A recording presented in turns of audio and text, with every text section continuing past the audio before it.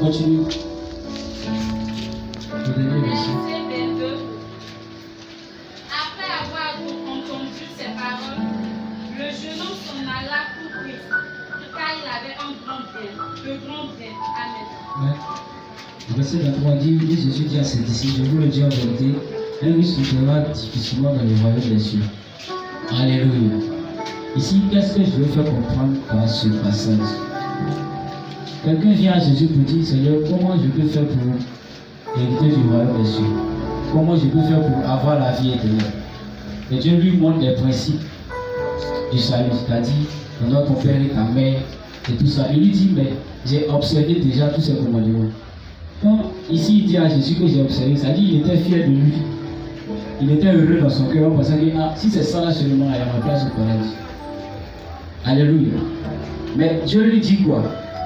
Que va vendre tes biens, distribue aux pauvres. Et puis viens sur moi.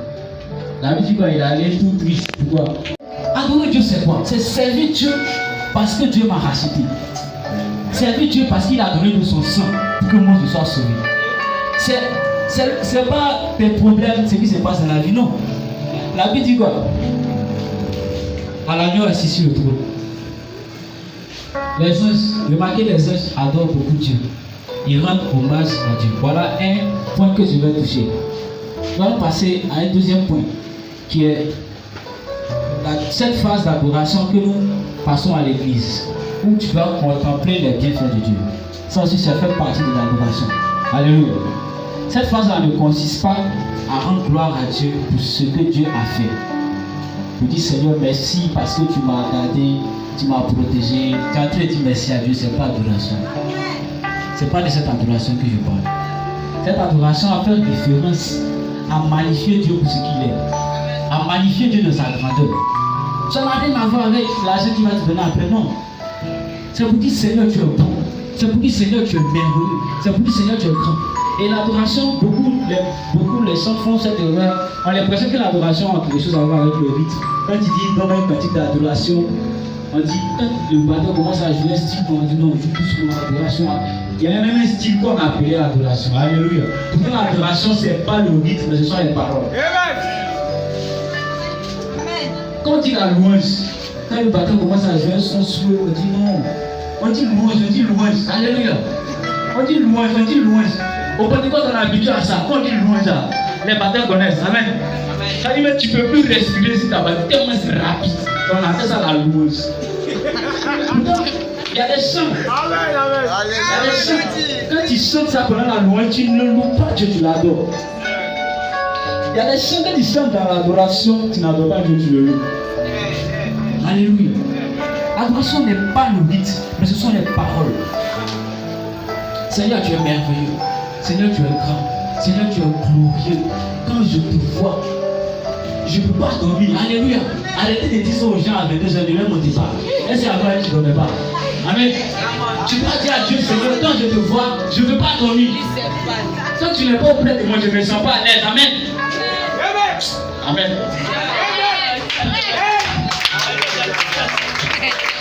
Et cette adoration dont je parle t'amène dans l'intimité avec Dieu. Christ a qualifié son église de quoi? Comme son épouse. Amen. En tant qu'épouse, quand tu adores Dieu, c'est comme un homme et sa femme. Amen. Et pas rentrer dans les choses parce qu'ils sont encore petits. Amen. C'est pas encore ma vie. Amen. Mais vous voyez de quoi il veut parler. Voilà. C'est cette relation d'intimité qu'il y a entre un homme et sa femme. Remarquez les couples où les gens sont beaucoup intimes là. Et que soit ce que sa femme lui demande, il donne. Amen. Et que soit ce que son mari demande, elle, le jour où monsieur n'a pas l'argent, elle prend son argent, elle prépare. Alléluia. Pourquoi? Parce que les deux sont intimes. Mais tu as fait 4 ans sans voir ton mari. Tu viens un jour, je lui donne mon argent. Déjà même tu l'as appelé, je lui vais le donner. Parce qu'il ne sait pas qu'il y a cette intimité dans le vie. C'est comme ça c'était adore Dieu. Tu as adoré Dieu aujourd'hui. C'est dans 10 ans tu as venu dire Seigneur tu es bon. Alléluia. Tu as dit Seigneur. Alléluia. Tu as adoré Dieu aujourd'hui. Certains ne sont pas constants dans l'adoration. Il y en a qui adorent par accident. Ça dit, C'est un accident même. Quand les anges même te vont entrer d'adorer, ils vont dire yeah! Ils vont crier. Amen.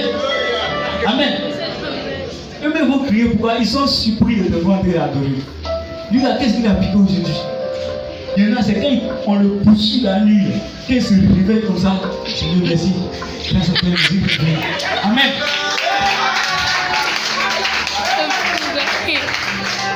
Toi aussi, tu vas dire Amen.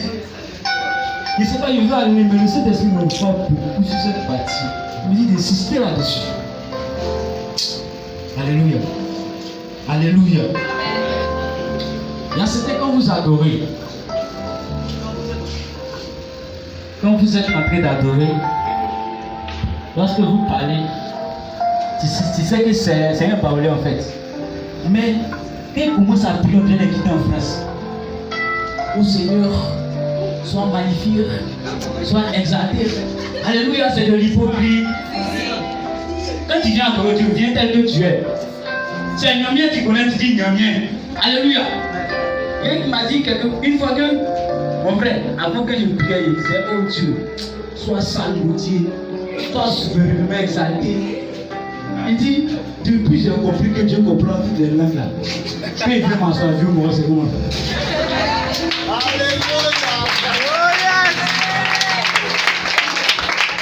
Pourquoi? Il y a ce qu'on appelle le langage familier. Ce qu'on appelle le langage familier. C'est quand tu es avec ton boss à l'école et au travail, tu dis, ah patron, là tu peux chaud quand même, vous mettre 15 heures à la fin de ta phrase, c'est ton problème. Mais quand tu es intime avec quelqu'un, tu ne contrôles plus tes mots. Tout ce qui vient, tu dis. Supposons, par exemple, lui, je ne l'ai jamais vu. Peut-être elle, je la connais. Ma manière de parler avec elle et lui, ce n'est pas la même chose. Pourquoi? Lorsqu'il va venir vers lui, je vais faire attention à mes mots. Quand je vais vers elle, c'est comment? Comme on a l'habitude de se saluer. Pourquoi? Parce qu'il n'y a pas de frontières. Généralement, quand quelqu'un adore Dieu et puis passe son temps à chercher des mots, là, son cœur n'est pas disposé. Pourquoi? Parce que ton cœur est sur les mots que tu vas dire. Ton cœur n'est pas sur ce que tu ressens. Or, l'adoration, c'est le cœur, c'est pas la bouche seulement. L'adoration, c'est le cœur. Pourquoi quand les gens adorent, ils pleurent? Est-ce que c'est leur bouche qui les pleure? Non, c'est ce que tu ressens au fond de toi. Vous avez déjà vu quelqu'un louer Dieu et puis l'entrer pleurer? Non. Parce que la louange va avec la joie. L'adoration peut entraîner la tristesse. Mais c'est une tristesse positive. Alléluia. Alléluia.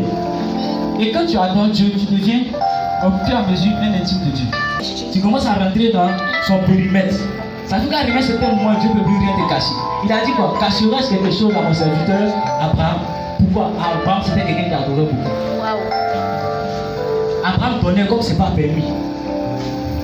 Il a dit quoi? Abraham était rentré à un certain niveau de son intimité. Même si Dieu, lui, qui est Dieu, il veut rien cacher à Abraham. Pourquoi? Parce que c'est pas de Abraham est rentré dans son intimité. Laisse-moi te dire quelque chose qui va te choquer. Quand tu adores beaucoup Dieu, ton adoration le déshabille. Pourquoi? Parce que ton adoration met Dieu à nu. Quand tu adores beaucoup Dieu, il se révèle à toi tel qu'il est. Remarquez ceux qui ont beaucoup la vision du trône de Dieu, j'ai vu sa gloire. Il a vu ça en faisant quoi? Demandez-lui bien, en adore. Alléluia. Mais cette étape d'adoration, c'est une étape que beaucoup de chrétiens ont bafoué de nos jours. Certains même n'adorent plus. Déjà même pour prier avant de dormir là, c'est pas là, c'est adorer, il va venir. Il y a pour certains, tu adores, tu bailles, aïe aïe. Dis avec moi, aïe aïe. Pendant que tu adores, Seigneur, tu es beau. Seigneur, tu es belle. Alléluia. Pourquoi? Tu n'es pas concentré sur ce que tu fais. Est-ce que quand tu vas au bureau, tu peux parler à ton boss comme ça, boss, et puis tu es en train de parler? Est-ce que tu peux avoir le courage de faire ça? Dis-moi. Mais pourquoi devant ce grand Dieu-là? Ce Dieu-là qui a donné sa vie pour toi. Ce Dieu-là qui a accepté qu'on mette de vie. Est-ce que vous connaissez la douleur qu'un homme endure qu'on met dans sa main? À cause de toi, il a fait ça. Quand tu l'adores, tu bailles. Il a cité même, pendant qu'il est dans son intimité en train d'adorer, son téléphone sonne. Seigneur, attends, moi, il vient. Oui, allô, il est en train de prier. On appelle ça foutaise. Dis alors mon foutaise. Parce que Il y a un mot qu'ils ont mis sur le téléphone, on appelle réunion. Ceux qui ont créé le portable n'ont pas créé à cause de Jésus, ils n'ont pas mis prière. Ils ont mis réunion. Du coup, quand tu es en réunion, tu mets ton portable sur silencieux. Tu mets ton portable sur réunion. Même avion. Quand tu es en avion, tu mets ton portable sur mode avion. Parce que eux, ils existent. Mais quand tu viens devant Dieu, tu mets ça sur extérieur. Extérieur aux sonneries là, ça sonne là. C'est dessus ton portable. Alléluia. C'est comme si tu mettais le monde au-dessus de Dieu. Si moi j'adore que mon téléphone a allumé, c'est que j'ai en train d'écouter musique. Amen. Ou bien j'ai en train d'écouter ça. Souvent même, certains qui ont l'habitude de mettre des sonneries chrétiennes. Quand ils mettent par exemple une sonnerie que j'ai oublié de mettre mon téléphone sur silencieux. Dès que le Seigneur son adoration, dès que le son sonne, il dit Seigneur, c'est une révélation. Parce que tu m'as amené à chanter ce son. Alléluia. Et puis le portable va sonner et puis je vais chanter avec le téléphone. Pourquoi? Parce que je suis dans mon intimité et puis personne ne va me déranger. Amen. Dis à ton voisin, ton adoration doit changer. Il n'a pas bien entendu, il faut bien dire. On m'a fait dévier mon message. Alléluia. Si Dieu m'amène aussi à parler de lui, parler de la Sainte Trinité. Beaucoup sont ici, certains sont ici ne croient pas trop à la Sainte Trinité. Souvent ils ne comprennent pas Jésus sur terre. Comment Dieu Père, Fils et Esprit. Quand vous allez, souvent c'est qu'ils font les débats et vous adorez trop à Dieu. Moi je ne discute pas, il dit c'est un enfant. Alléluia. Je ne veux pas prendre un enfant de 2 ans, donc de 1 an en train de causer avec lui. Qu'est-ce qu'il fait? Il pleure seulement. Elle disait parler. Amen. On n'est pas au même niveau. La Sainte Trinité c'est quoi? C'est Dieu le Père, Dieu le Fils, Dieu le Saint-Esprit qui forment Dieu. Amen. Nous n'arrivons pas à comprendre ce mystère-là. Pourquoi? Parce que nous réfléchissons trop en termes d'addition. Quand tu fais 1 plus 1 plus 1, ça fait 3. Quand tu fais 1 fois 1 fois 1, ça fait combien? Ça fait combien? Et même dans le temps, dans l'espace, tout ce que Dieu a créé est défini par. La majorité de ce que Dieu a créé est défini par quoi? Par la Sainte Trinité. Quand vous prenez l'univers, l'univers c'est quoi? C'est le temps, l'espace et la matière. Alléluia. Quand vous prenez même le temps c'est le passé, le présent et le. Mais tout ça, on appelle ça comment? On appelle ça comment? Est-ce que tu peux dire que le passé est différent du présent à un sens où le Fils est différent du Père? Amen. Mais le passé est égal au futur quand on parle de temps. Amen. Jésus était à la croix, il a dit Seigneur, je remets mon esprit entre tes mains. Il a dit Père, je remets mon esprit entre tes mains. Comment il peut remettre lui-même son esprit entre ses propres mains? Comment tu comprends ça? Alléluia. Pourquoi? Parce qu'il s'adressait à quelqu'un qui est différent de lui, mais qui est pareil à lui en même temps. Alléluia. Je ne sais pas s'il parle à quelqu'un. Quand vous prenez même la matière c'est quoi? Proton, neutron, les scientifiques là. Matière, proton, neutron, électron. Amen. La majorité sont subdivisées en 3 parties. Wow. Mais toutes ces 3 parties-là forment la même personne. Alléluia. Ici, beaucoup ne connaissent pas Dieu. Beaucoup prétendent connaître Dieu. Prétendent connaître Dieu. Pourtant, en réalité même, tu dis des choses auxquelles tu ne crois pas. Quand tu dis, tu viens dans la présence de Dieu, Seigneur, tu es puissant, tu es merveilleux. Satan dit quoi? Comme à Job. Il dit c'est parce que tu l'as béni, il t'adore. Quand tu viens dire Seigneur, tu es puissant, il va dire, tu vois comment il dit tu es puissant, il ne pense pas. Il faut mettre une situation de conduite, tu vas voir s'il pense que tu es puissant. Et quand les difficultés viennent, tu commences à pleurer. Seigneur, où es-tu? Seigneur, où es-tu? Seigneur, pourquoi? Toi-même tu commences à douter à ce que tu avais dit avant. Pourquoi? Parce que tu es venu parler pour parler. Amen. Amen. Tu es venu parler pour parler. Tu es venu parler pour plaire à Dieu. Sur le coup. Mais vous savez, Dieu ne sait pas comment. Dieu ne juge pas tout ce qui se passe en même temps. Mais Dieu juge tout ce qui se passe dans l'éternité. Amen. L'éternité c'est une bulle temporelle où le passé, le présent et le futur sont mélangés. Amen. Et quand Dieu qui siège dans l'éternité, quand il dit quelque chose aujourd'hui, il sait ce que tu as passé hier, il sait ce qui va t'arriver demain. Amen. Du coup, quand tu adores Dieu, que tu dis des mots que tu ne penses pas, il sait que ça, face à une telle situation, tu ne pourras pas appliquer ce que toi-même tu as dit. Du coup, ton adoration n'est pas sincère. Alléluia.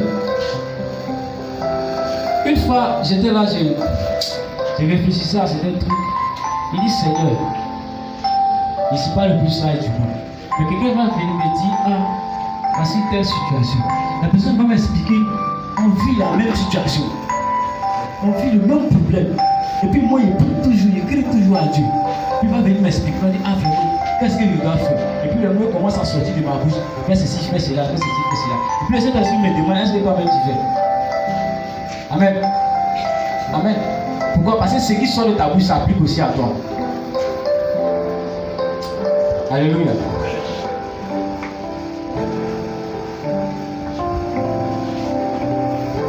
Nous allons prendre aussi. Non, nous allons pas lire. Quand vous voyez vous en alléluia. Celui qui est disposé va faire Jésus. Vous savez, quand tu viens dans la présence de Dieu, tu ne t'attends pas à quelque chose, mais tu ne peux pas venir et le bâtir comme tu es venu. Amen. Parce que la seule présence de Dieu, là, ça change les choses. Amen. Ce fardeau qu'il y a sur ton cœur, qui t'empêche d'adorer Dieu sincèrement, Dieu va le ôter ce soir. Dispose-toi. Ce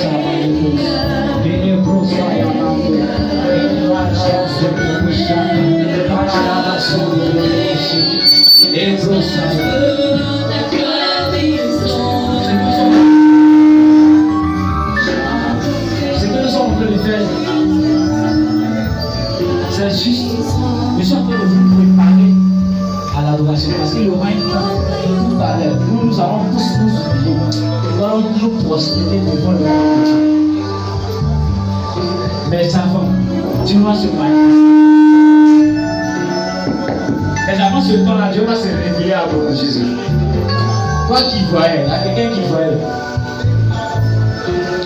Et puis, un jour, tu as dit dans ton cœur, ça me fatigue.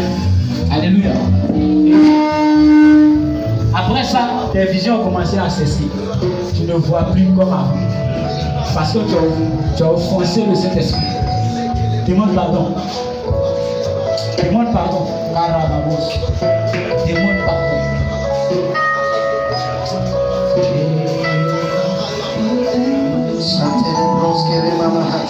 Demande pardon. Tu as offensé le Saint-Esprit.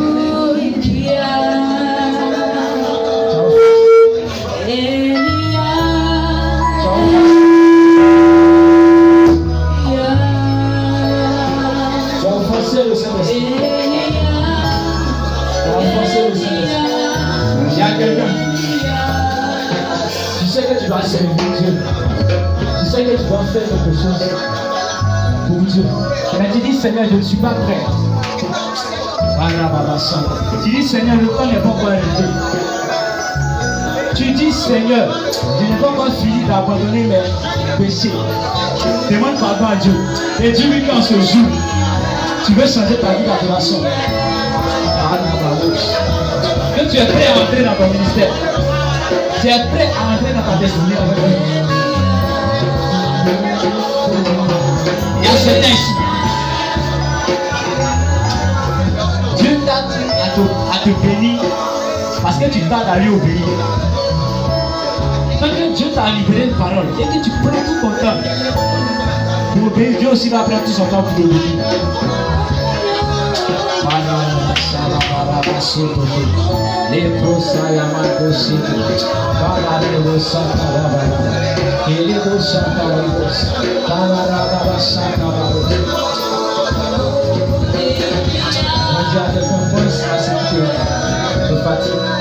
Si c'est un péché duquel tu veux te détacher, que tu n'arrives pas, pense à cela. Si c'est une situation de fatigue, pense à cela.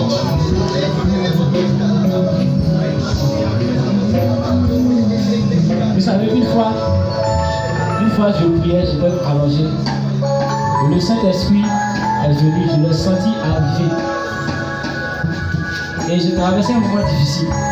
Automatiquement, je me suis mis dans mon cœur avoir mal parce que je pensais à ma situation. Et aussitôt que j'ai pensé à ma situation, le Saint-Esprit m'a quitté. Aussitôt venu, il est reparti. Amen. Amen. Il y a certains à qui Dieu veut se révéler.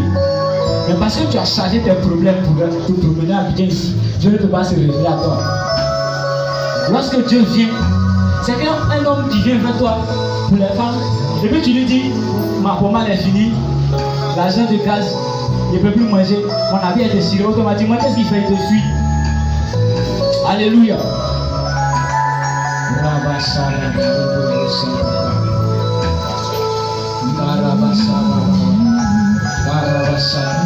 Pense à la situation de fatigue. Et dis à Dieu, délivre-moi.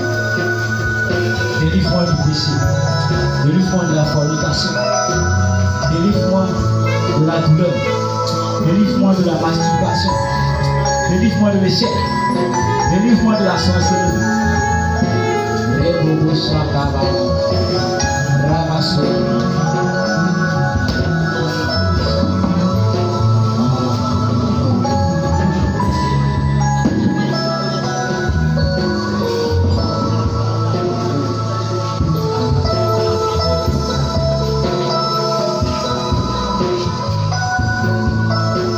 Amen, amen, amen, amen.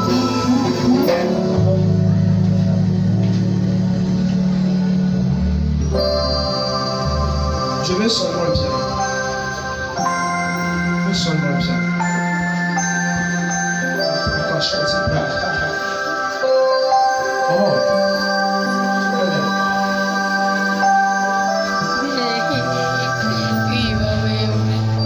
Alléluia. Comment ça va? Et au niveau des téléphones, ça va? Au niveau des téléphones, ça va? Parce que quand l'instant que je vous ai passé à côté, j'ai vu comme une étoile qui tombait du ciel. Mais lorsque j'ai vu cette étoile qui est tombée, quand je sens sur ma maison, my God,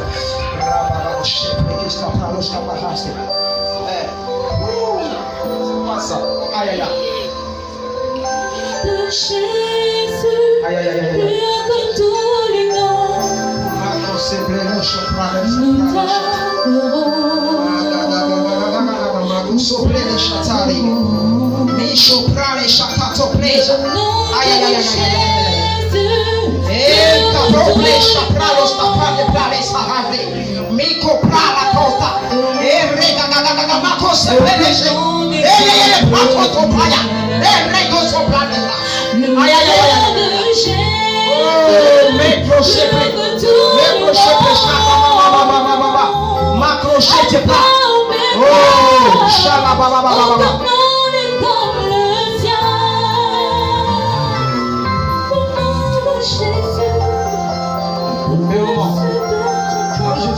Là, je dis en train de me montrer comme ça actuellement, je te vois très clairement. Je te vois comme je te vois comme une maison. Comme une maison, comme si il y avait un problème au niveau d'une maison, toi et ta famille. Du côté de papa, du côté de ton mari, voilà, du côté des frères de ton mari, c'est ça. Voilà, mais est-ce que c'est passé? Je te vois comme si il ne t'autorise pas à avoir accès à la maison. La maison là c'est pour leur maman. Donc ils ont même maman mais n'ont pas même papa. Donc lorsque leur papa est décédé, avant que leur papa est décédé, la maman, l'argent qu'on lui a venu, elle a pris cet argent pour construire la maison. Donc c'est les enfants qui ont accès à cette maison. C'est là le dernier et puis l'enfant dernier. Donc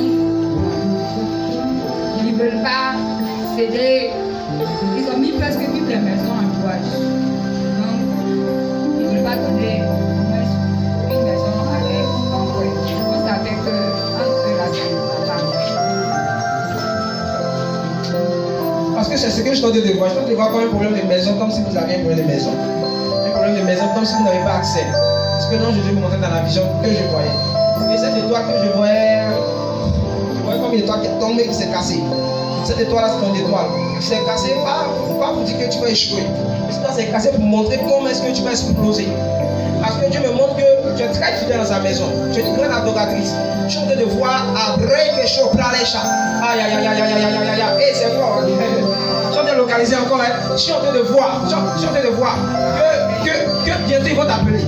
Bientôt ils vont t'appeler. Tu vas. Aïe, aïe, aïe, aïe, aïe. Acclamez le Seigneur. Le Seigneur. Et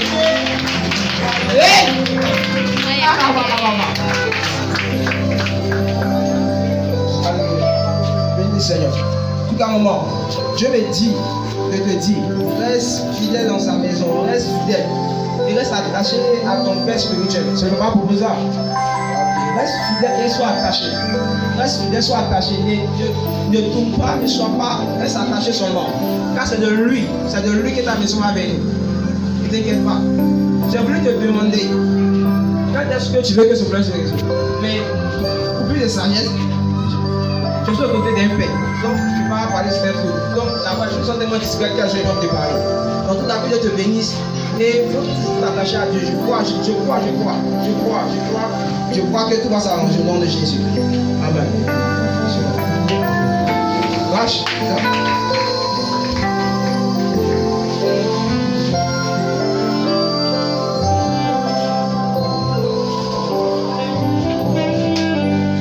Quand tu sais, c'est mon frère, il est pas là-bas. Parce que je parlais sur la maman, je voyais comme un puissant don de vision, un puissant don de discernement que tu as.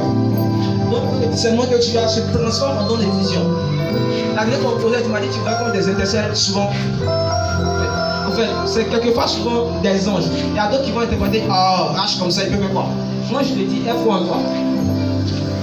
Tu es puissant, aïe aïe aïe, tu es puissant appelé de Dieu. Tu vas servir Dieu, frère, tu vas travailler, mais tu vas servir Dieu. Parce que ce programme aussi n'est pas seulement que venir adorer, frère, on est venu adorer, oui, c'est le but principal. Mais aussi, révéler aussi les jeunes qui sont encore dehors de aujourd'hui dans la maison du Père. C'est la seule même manière que je donne des fois, je donne des fois d'exercer. Actuellement, je ne sais pas si tu es en recherche d'un père ou tu cherches un père, je ne sais pas. Excusez, je ne sais pas si tu es en recherche d'un père. C'est ça. Ce que je vais te dire, sois stable. Question de paix actuellement, laisse dans ta tête. Sois fixé sur l'église seulement. Une église, tu sais qu'il y a Jésus, je précise. Tu sais qu'il y a Jésus, ne cherche pas si la puissance mais la power. C'est ça le jour que j'ai commencé à apprendre que tu as beaucoup de Moïse. J'ai beaucoup aimé, je vais m'en parler. Je vais m'en parler parce que Moïse ne va te pousser. On marchait avec ceux qui vont t'amener dans le truc. Parce que je vois une forte présence de Dieu chez toi, une forte présence. Une très forte présence de Dieu. Père éternel, de la même manière, j'étais dans le monde et tu m'as ramené à toi. Et voici moi aujourd'hui, frère, je n'ai encore rien, je ne connais rien encore, je ne sais rien de toi. Mais moi, tu m'as donné une place auprès de toi. De cette même manière, Père, il dit aussi vers toi, Père, que au nom de Jésus, que son appel soit encore révélé davantage au nom de Jésus. Que l'Esprit de Dieu soit encore sur lui. Que Père, qu'il ne soit jamais régné. Parce que Dieu ne renie jamais celui qu'il a choisi. Même s'il est dans le péché. Au nom de Jésus, Père, je prie que ta main soit sur lui.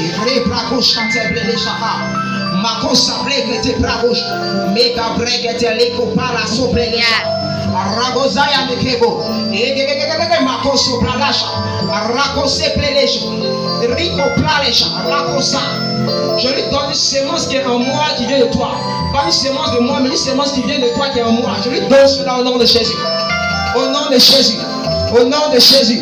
Il y a la force de te suivre maintenant. Il y a la force de te suivre maintenant. Merci, Papa, au nom de Jésus que j'ai prié. Amen.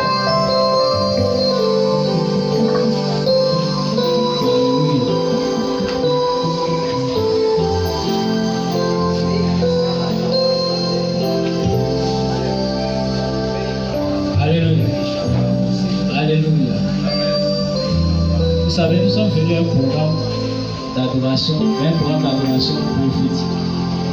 Et quand on dit adoration prophétique, vous savez, la prophétie fait partie des dons qu'on appelle les dons d'inspiration. Amen. Du coup, quand on parle d'adoration prophétique, on fait allusion à l'adoration inspirée. C'est-à-dire cette adoration-là même qui ne vient pas de toi. Mais le Saint-Esprit qui te pousse à l'adorer. Comment toi tu peux savoir comment adorer ce grand Dieu-là si ce n'est pas lui-même qui te révèle la manière de l'adorer? Amen. Je sens des personnes ici Depuis un certain moment, tu sens plutôt la présence du Saint-Esprit. Viens devant.